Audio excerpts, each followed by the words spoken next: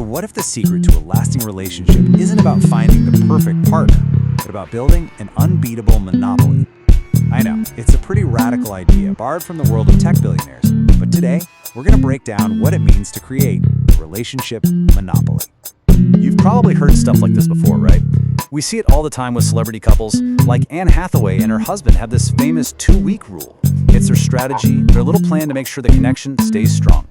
And look, it's not just for famous people. We all have our own little playbooks, don't we? Never go to bed angry. Date night every Friday, no matter what. We're all kind of playing this game of love, and we're all trying our best to win. But here's the big question, the twist. What if all this strategy, all these rules, what if they're a sign that we're playing the wrong game entirely? What if the goal isn't to win at love, but to build something so unique that you're not even on the playing field anymore? So, okay, why do we even need these rules in the first place?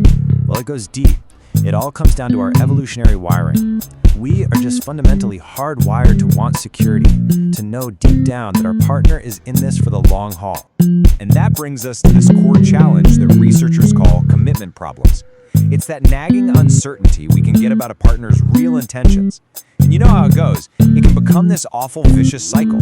You're not sure if they're committed, so you pull back a little, which then makes them pull back, and the whole thing just spirals downwards. So, to fight that uncertainty, we've evolved these really powerful ways to signal that we're serious. Think about it. An expensive gift. It's not really about the price tag, is it? It's a costly, hard-to-fake signal that basically says, hey, I'm invested here. We signal commitment that's conditional, a kind of I'm in as long as you're in deal. Or in the really powerful relationships, we signal that our commitment is truly, totally unconditional. But here is where the game can get incredibly dark. Because these same exact tools that we use to build trust and signal commitment, well, they can be twisted, they can be manipulated, and they can turn a partnership into something deeply, deeply toxic.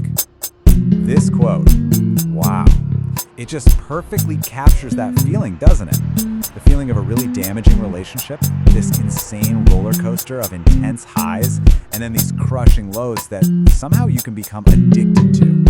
There's actually a psychological term for this. It's called intermittent reinforcement. And get this, it's the exact same principle that makes slot machines in Vegas so addictive. Because you never know when you're going to get the reward, that kind word, that loving gesture. You're left always hoping, just pulling the lever for the next win. That uncertainty is precisely what gets you hooked. I mean, look at the difference here. It's just night and day. In a healthy relationship, things are pretty clear. Someone loves you, and they act like it. But in a toxic dynamic, you're trapped in this confusing, dizzying cycle of push and pull, constantly second-guessing yourself, and even your own reality. Okay, so if the game of strategic signaling can go so wrong, what's the alternative? This is where we make a huge pivot. We're going to borrow an idea from a very, very different world. The tech investor Peter Thiel, he's famous for asking this one question to find original thinkers. What important truth do very few people agree with you on? And when you take that question and apply it to relationships, it unlocks a totally new way of seeing things. See, Thiel's own contrarian answer is that in business, competition is for losers. The real goal isn't to be a little bit better than the other guy, it's to create something so unique that you have no competition at all.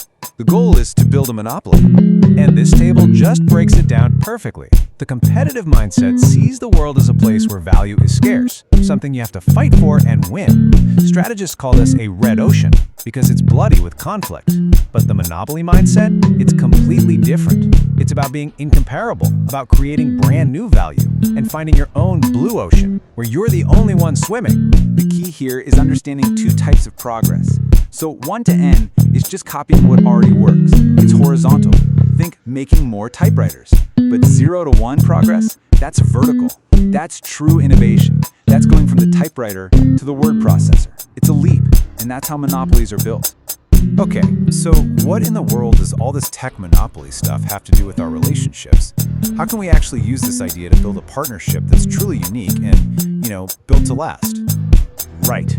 How do you stop competing for your partner's attention or trying to be better than some alternative and instead start building something remarkable together? Well, the key is to shift your entire mindset away from competing and towards creating. You just stop playing the games. You focus on building a unique, shared world with your partner, A world of inside jokes and shared history and dreams for the future that is so special, the very idea of an alternative partner becomes, well, meaningless. You've created a category of one. Think of it like this. Your relationship's unique culture, the way you are together, that is its proprietary technology. It's the secret sauce that no one else on Earth can possibly replicate. And that's what makes your bond a true monopoly. So how do we actually escape this competitive mindset in our day-to-day lives? If we're not focusing on enforcing rules and winning arguments, what do we do instead? We're going to need a whole new set of tools.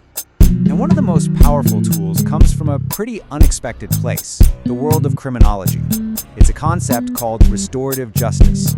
And, to put it simply, instead of focusing on blame and punishment, asking who's wrong here, it asks a different question. How can we repair the harm and move forward together?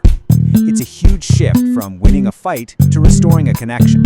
And this isn't some brand new idea. The philosopher Confucius pointed this out centuries ago. A system that's just based on punishment only teaches people how to avoid getting caught. It doesn't actually build a sense of shared responsibility or mutual respect. And this really is the heart of building a relationship monopoly.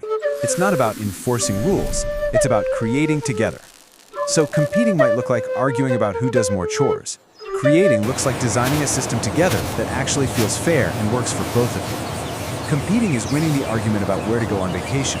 Creating is building a new tradition that becomes uniquely yours. It is a creative act, not a competitive one. So I guess that's the question I want to leave you with. When you look at your own relationships, are your habits designed to compete, to manage threats, to win arguments, to prove you're right? Or are they designed to create, to build a shared world so unique, so valuable, and so truly incomparable that the whole idea of competition just fades away?